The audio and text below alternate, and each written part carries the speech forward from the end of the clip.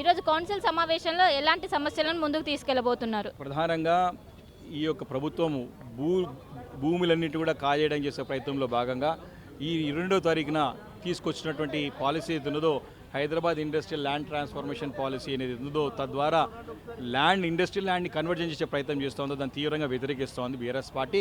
ఈ యొక్క పాలసీ ద్వారా హైదరాబాద్ నగరంలో పనిచేస్తున్న అనేక మంది కార్మికులు ఉద్యోగ అవకాశాలు పొందుతున్న వాళ్ళందరూ కూడా రోడ్డున పడే ప్రమాదం ఉన్నది. ఇది మొదటిసారి కాదు, డే 1 నుంచి కూడా రేవంత్ రెడ్డి గారు సింగిల్ పాయింట్ ఎజెండాగా ఎక్కడెక్కడ విలువైన భూములు ఉన్నాయి, ఏ రకంగా భూములను కాజేయాలి, ఏ రకంగా తన అనుచరులకి, తన అనయాలకి, తన కుటుంబ సభ్యులకి కట్టబెట్టాలని చేసే ప్రయత్నం ఉన్నదో మొదటి నుంచి కూడా బీఆర్ఎస్ పార్టీ దాన్ని తీవ్రంగా వ్యతిరేకిస్తూ వస్తూనే ఉన్నది. మొదట మరి అక్కడ మూసీ పరివాహక ప్రాంతంలో 100 ఎకరాలు కొట్టేయాలి మూసీ బ్యూటిఫికేషన్ పేరు మీద. రెండోది ఎల్ఎన్టీకి సంబంధించిన మెట్రో భూములు ఏవైతున్నాయో వాటిని కాజేయడానికి ప్రయత్నం చేసి సిఎఫ్ఐని కూడా బెదిరించిన సందర్భం చూసినాం. మూడోది కంచే గచ్చిబౌలి స్థలాలు అయితే యూనివర్సిటీ పక్కన ఉన్నాయో వాటిని కూడా 10,000 కోట్ల రూపాయలు కూడా తాకట్టు పెట్టి డబ్బులు తెచ్చుకున్న సంగతి చూసాం. ఇప్పుడు నాలుగోది దగ్గర 9,292 ఎకరాల స్థలం 22 పారిశ్రామిక వాడలో ఉన్నటువంటి స్థలాన్ని 5 లక్షల కోట్ల రూపాయల విలువైనటువంటి స్థలాన్ని కేవలం 5,000 కోట్ల రూపాయలకే నేను రెగ్యులరైజ్ చేస్తా అని చెప్తే మిగతా లక్షల కోట్లు ఎవరు జేబులకు పోతా ఉన్నాయి. పెద్ద ఎత్తున వారు అగ్రిమెంట్లు చేసుకొని పెద్ద ఎత్తున ఈరోజు ఇన్సైడ్ ట్రేడింగ్ చేసుకొని స్థలాలను చేసే ప్రయత్నం ముఖ్యమంత్రి గారు చేస్తున్నారు. వారి అనయాలకు అప్పయ్యడానికి ప్రయత్నం చేస్తున్నారు. కాబట్టి దీన్ని ఖచ్చితంగా బీఆర్ఎస్ పార్టీ తరఫున పోరాటం చేయడానికి సిద్ధంగా ఉన్నాం.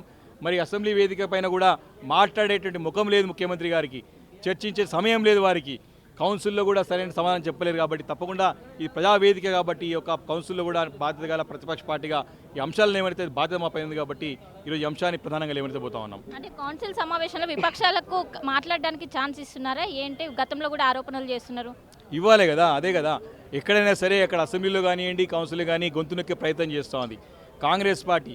మరి రాహుల్ గాంధీ గారు ఏమో రాజ్యాంగం పట్టుకొని స్వేచ్ఛని హరిస్తున్నారు, మా గొంతులు నొక్కుతారని చెప్పేసి రాజ్యాంగం పుస్తకం పట్టుకొని దేశమంతా తిరుగుతాడు. కానీ రాహుల్ గాంధీ గారు వచ్చి ఇక్కడ హైదరాబాద్లో పర్యటిస్తే బాగుంటుందేమో అనుకుంటున్నా. కాంగ్రెస్ పార్టీ ఏం చేస్తుంది అక్కడ అసెంబ్లీలో కానీ ఇక్కడ కౌన్సిల్లో కానీ మాట్లాడే సరే అవకాశం ఇవ్వట్లేదు మాట్లాడడానికి. ఈ అంశాలను లేవనెత్తడానికి సమయం ఇవ్వట్లేదు. ప్రభుత్వం ఏదైనా పాలసీ తీసుకొస్తే తప్పకుండా దానిపై చర్చ పెట్టాలి. దానిపైన అన్ని పక్షాలు ఒక అభిప్రాయం తీసుకోవాలా.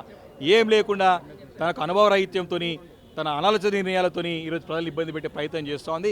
కాబట్టి తప్పకుండా ఇలాంటి వేదికలపైన మా యొక్క నిరసనని తెలియాల్సిన అవసరం ఉంది. కాబట్టి తప్పకుండా ఈ వేదిక పైన డెఫినెట్గా మా యొక్క నిరసనని తెలియబోతా ఉన్నాం.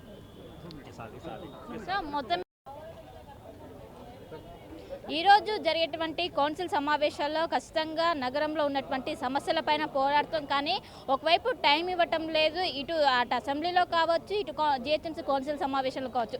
ఇక్కడ ప్రతిపక్షాల గొంతు నొక్కేటువంటిది జరుగుతుందంటూ కూడా ఒకవైపు చెప్తున్నారు. కెరపర్సన్ గణేష్తో కలిసి శిల్పార్టీ, హైదరాబాద్. చరిత్ర సృష్టించినోడు